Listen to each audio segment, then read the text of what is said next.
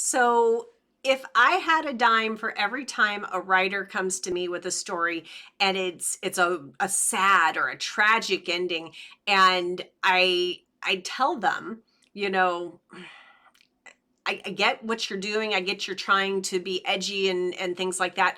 But what I want you to understand is the same thing that I have to tell them.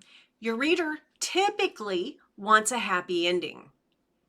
They want their questions answered. They want, even if it's not the perfect ending or the ending that they expected, they want to know what happened. They want their questions answered, and they want to be able to close that book, take a breath, and be happy.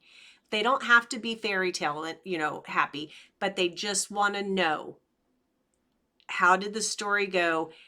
Did it make sense? And can they walk away with some happiness? So give them that happiness.